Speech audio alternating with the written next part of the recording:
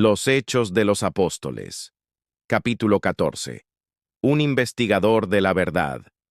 En el corazón del imperio, donde el poder de Roma se extendía como una sombra imponente, vivían almas que en secreto anhelaban una luz más grande.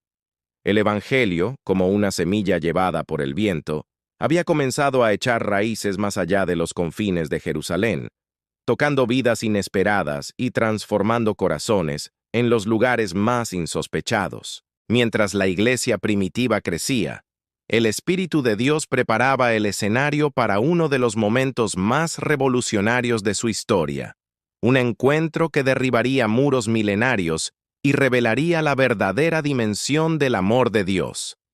El apóstol Pedro, fortalecido por el poder divino, se había convertido en un faro de esperanza. Su viaje lo llevó a la ciudad de Lida, una encrucijada de caminos donde la vida y el dolor se entrelazaban. Allí encontró a Eneas, un hombre cuyo mundo se había reducido a un lecho durante 8 largos años, prisionero de la parálisis. Con la autoridad que le había sido conferida, Pedro lo miró y pronunció palabras que resonaron con el poder del Creador. Eneas, Jesucristo te sana, levántate y haz tu cama. En ese instante, la enfermedad cedió, los músculos atrofiados respondieron, y Eneas se puso en pie. Un testimonio viviente de que el poder que resucitó a Jesús seguía obrando milagros. La noticia se esparció como un fuego, y muchos en Lida y la llanura de Sarón se volvieron al Señor, tocados por esta manifestación tangible de la gracia divina. Pero la obra de Dios no se detuvo allí. En la cercana ciudad portuaria de Jope, la comunidad de creyentes estaba sumida en el luto. Una mujer amada por todos, llamada Tabita, o Dorcas en griego, había muerto. Ella era el corazón de la comunidad, sus manos siempre ocupadas en obras de caridad y en tejer túnicas para las viudas y los necesitados. Su partida dejó un vacío inmenso.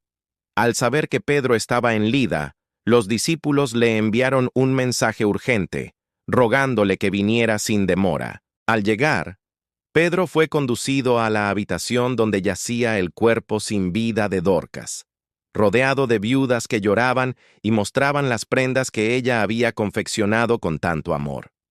Conmovido, Pedro pidió a todos que salieran, se arrodilló y oró. Luego, volviéndose hacia el cuerpo, dijo con firmeza: «Tabita, levántate». Ella abrió los ojos y al ver a Pedro, se incorporó.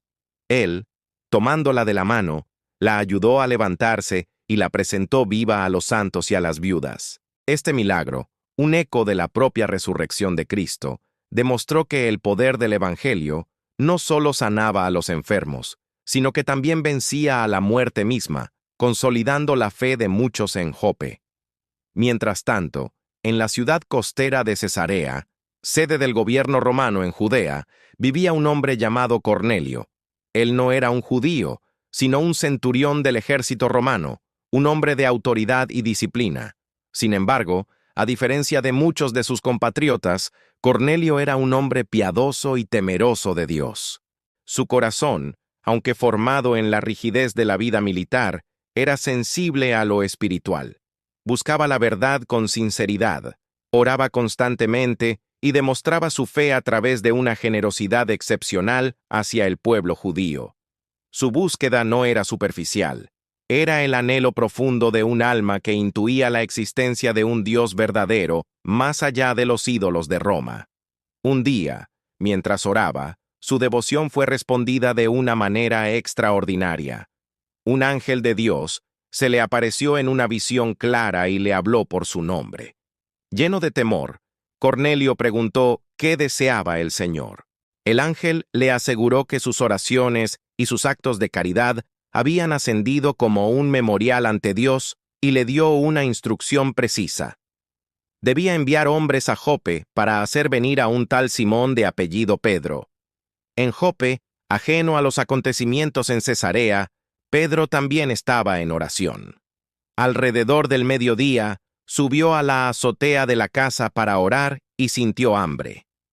Mientras le preparaban algo de comer, cayó en un estado de éxtasis y tuvo una visión que cambiaría para siempre su comprensión del plan de Dios. Vio el cielo abrirse y descender un gran lienzo, atado por las 4 puntas, que contenía toda clase de cuadrúpedos, reptiles y aves del cielo, muchos de los cuales eran considerados impuros según la ley judía. Una voz le ordenó: «Levántate, Pedro, mata y come». Aferrado a sus tradiciones, Pedro se negó rotundamente, declarando que jamás había comido nada común o inmundo.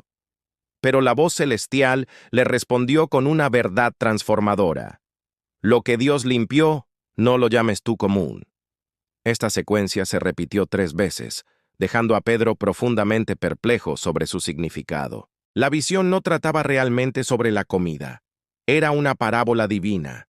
El lienzo lleno de animales representaba a toda la humanidad y Dios le estaba enseñando a Pedro que las barreras ceremoniales y raciales que separaban a judíos y gentiles estaban a punto de ser demolidas. Ningún ser humano debía ser considerado impuro o indigno del amor de Dios. Justo cuando Pedro meditaba sobre la visión, los hombres enviados por Cornelio llegaron a la puerta, preguntando por él. En ese momento, el Espíritu Santo le habló directamente, revelándole que 3 hombres lo buscaban y que debía ir con ellos sin dudar, porque él los había enviado. Al bajar, Pedro encontró a los mensajeros, quienes le relataron la historia del justo Cornelio y la visión del ángel. Comprendiendo que una mano divina estaba orquestando estos eventos, Pedro los invitó a pasar la noche y al día siguiente partió con ellos hacia Cesarea. Este viaje no era solo un desplazamiento físico, sino un profundo viaje espiritual que lo llevaba más allá de las fronteras de su propia cultura y prejuicios. Al llegar a la casa de Cornelio, encontró que el centurión había reunido a sus parientes y amigos más cercanos, todos esperando ansiosamente escuchar el mensaje que Pedro traía. Cornelio, en un acto de humildad, se postró a los pies de Pedro para adorarlo, pero el apóstol lo levantó rápidamente, diciéndole: «Levántate, pues yo mismo también soy hombre». Fue en ese momento, al ver a la multitud de gentiles reunida, que Pedro finalmente comprendió plenamente el significado de su visión. Declaró con una nueva y profunda convicción: «En verdad comprendo que Dios no hace acepción de personas, sino que en toda nación se agrada del que le teme y hace justicia». El Evangelio era para todos. Con esta revelación iluminando su corazón, Pedro comenzó a predicar. Les habló de Jesús de Nazaret, de cómo Dios lo ungió con el Espíritu Santo y con poder, y de cómo anduvo haciendo bienes y sanando a todos los oprimidos por el diablo. Les contó de su crucifixión, un acto de maldad humana, pero también de su gloriosa resurrección al tercer día, de la cual él y los otros apóstoles eran testigos. Les explicó que Jesús era el juez de vivos y muertos, designado por Dios, y que a través de su nombre todos los que en él creyeran recibirían el perdón de sus pecados. Mientras Pedro aún hablaba, ocurrió algo asombroso, un evento que confirmó de manera irrefutable la voluntad de Dios. El Espíritu Santo descendió sobre todos los que escuchaban el mensaje, sobre Cornelio y toda su casa. Comenzaron a hablar en otras lenguas y a magnificar a Dios, de la misma manera que los discípulos judíos lo habían hecho en el día de Pentecostés. Los creyentes judíos que habían acompañado a Pedro quedaron atónitos, pues veían con sus propios ojos que el don del Espíritu Santo era derramado también sobre los gentiles. Era la confirmación divina, el sello celestial de que los no judíos eran plenamente aceptados en la familia de Dios por la fe en Cristo, sin necesidad de convertirse primero al judaísmo.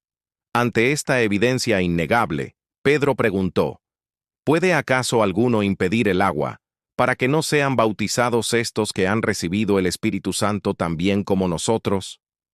Y mandó que fueran bautizados en el nombre de Jesucristo. Cuando Pedro regresó a Jerusalén, la noticia de su visita a los gentiles ya había llegado y no fue recibida con alegría universal. Algunos creyentes de trasfondo judío, celosos de la ley, lo confrontaron y criticaron duramente por haber entrado en la casa de hombres incircuncisos y haber comido con ellos. Los prejuicios culturales y religiosos, profundamente arraigados durante siglos, no eran fáciles de erradicar. Sin embargo, con paciencia, Pedro les relató toda la secuencia de eventos, desde su visión en Jope hasta el descenso del Espíritu Santo sobre la casa de Cornelio. Les explicó que no fue una decisión suya, sino un mandato directo de Dios, confirmado por una manifestación inconfundible del Espíritu. Concluyó con una pregunta poderosa. Si Dios, pues, les concedió el mismo don que a nosotros que hemos creído en el Señor Jesucristo, ¿quién era yo para que pudiese estorbar a Dios? Al oír estas palabras, sus críticos callaron. El asombro reemplazó a la acusación, y juntos glorificaron a Dios, diciendo: de manera que también a los gentiles ha dado Dios arrepentimiento para vida. Los muros de la separación se habían derrumbado, y la iglesia, aunque con dificultades, comenzaba a abrazar su verdadera vocación: ser una casa de oración para todas las naciones. La historia de Cornelio y Pedro es un eco eterno de una verdad fundamental del reino. Nos enseña que Dios ve el corazón y recompensa a todos aquellos que lo buscan con sinceridad, sin importar su origen, su nacionalidad o su estatus social. La búsqueda honesta de Cornelio, expresada en oración y generosidad, abrió los cielos y movilizó el plan divino para revelarle la plenitud de la verdad en Jesucristo, y nos recuerda, de manera poderosa, que el Espíritu Santo no está confinado por nuestras barreras humanas. Él obra en cada corazón dispuesto, en cada alma sedienta, derribando los muros de prejuicio y uniendo a la humanidad bajo la gracia redentora de la cruz. La puerta del Evangelio se abrió de par en par para el mundo, no por una decisión de un concilio humano, sino por la soberana y amorosa voluntad de Dios, que desea que todos los hombres sean salvos y vengan al conocimiento de la verdad. Así como Cornelio buscó sinceramente la verdad y fue hallado por Dios, también hoy el cielo escucha las oraciones de los que anhelan la luz. No importa tu origen ni tu historia, el amor de Cristo está al alcance de todos. Si este mensaje tocó tu corazón, suscríbete, comparte este video y únete a nuestra comunidad que sigue descubriendo las maravillas de los primeros cristianos. Cada clic, cada compartir, lleva la luz del Evangelio un paso más allá. Nos vemos en el próximo capítulo de los Hechos de los Apóstoles.